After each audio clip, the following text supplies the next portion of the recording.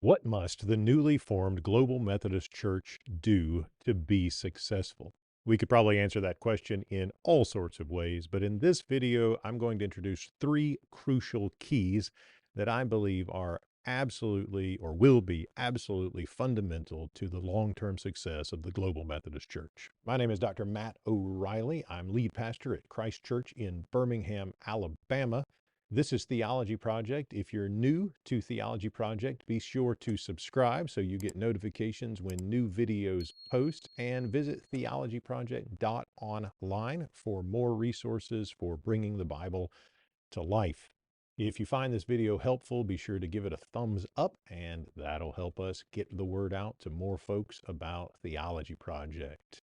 We're talking about what the Global Methodist Church needs to do to be successful. You viewers surely have your own thoughts and ideas about that. I'd love to hear from you, so take a second and leave a comment about and tell me what you think the most important thing that the Global Methodist Church needs to focus on is. So what must the Global Methodist Church do to be successful? The number one thing, in my view, is that we need to focus on building a lean, mean mission machine, not a top-heavy bureaucracy.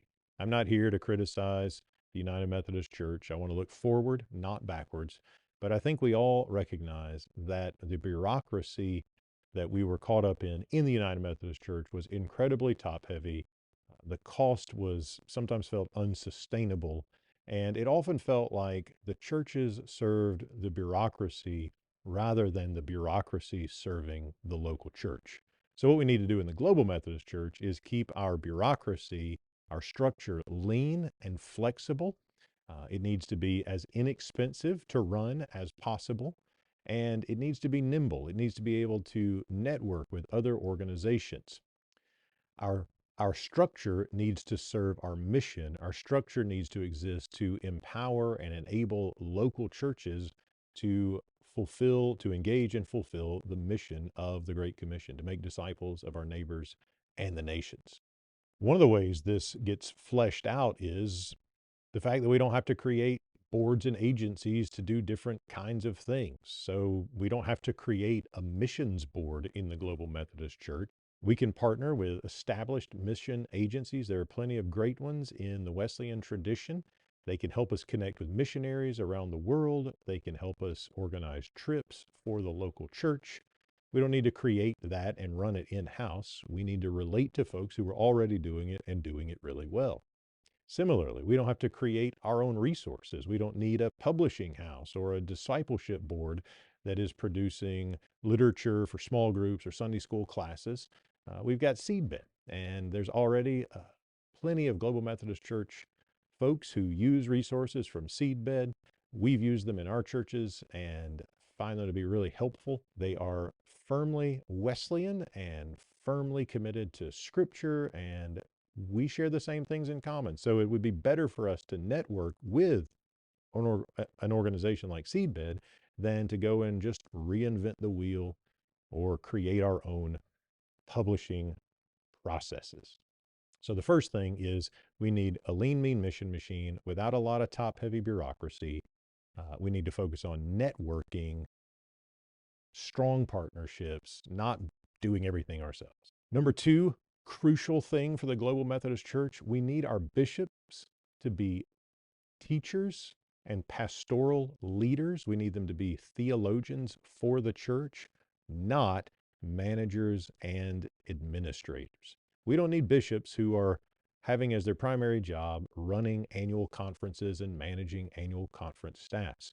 We need bishops who can travel the connection, encourage the church, who can spend time in the teaching office, who can encourage pastors and relate to laity.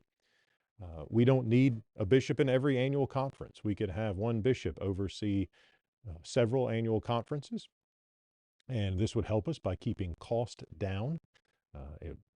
It's less expensive if we have fewer bishops. A lot of the conference administration can be done by the presiding elders and the president pro tem of the annual conference. And so it's not necessary to have residential bishops in every annual conference. I did an entire interview for a whole hour with Bishop Scott Jones of the Global Methodist Church on this very topic. I'll drop a link to that in the video description below. I encourage you, if you haven't seen it, to go and watch that. And you'll hear all about what it would look like to have traveling bishops instead of residential bishops, bishops who are pastors and theologians and teachers, as opposed to bishops who are primarily managing offices and staff. So the number two thing is we need our bishops to be theological leaders, not administrative managers. The third thing that the Global Methodist Church has got to do is recover what has been called the grand deposit that God has lodged with the people called Methodists, and that is the doctrine of holiness or the doctrine of sanctification, sometimes called entire sanctification. As Methodists, we are committed to the belief that God's grace is bigger than our sin, that the power of the Spirit of God in our lives is able to transform not most of our lives, but the whole of our lives. That sin, yes, touches every aspect of our humanity, but grace is greater than our sin.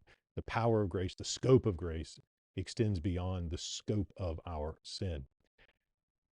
The 18th century church in England had lost sight of the call to holiness and the vision of holiness in Scripture, had lost sight of those kinds of things. And Wesley brought it back to the forefront and believed that God had raised up the people called Methodists. And he said this to spread scriptural holiness across the land. I believe that God is bringing the Global Methodist Church into being so that we can do just that, spread scriptural holiness across the land. I'm encouraged that there are pastors and students and laity that are eager to be good teachers and eager to be strong proclaimers of the doctrine of holiness. We want to do it well. We want to do it with clarity.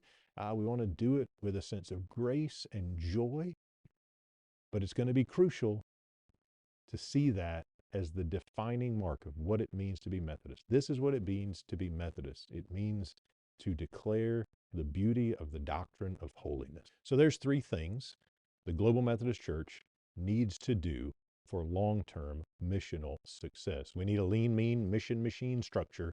We need our bishops to be pastors and teachers, not administrators and managers. And we need to recover the doctrine of holiness and make it central to our identity as Methodist people. This is Theology Project. Thanks for tuning in for this video. I hope you left a comment to tell me what you think the Global Methodist Church needs to be focused on. What are the major questions that we need to be asking and seeking answers to? If you found this content helpful, give it a thumbs up, share it on social. Don't forget to subscribe, and we will see you next time.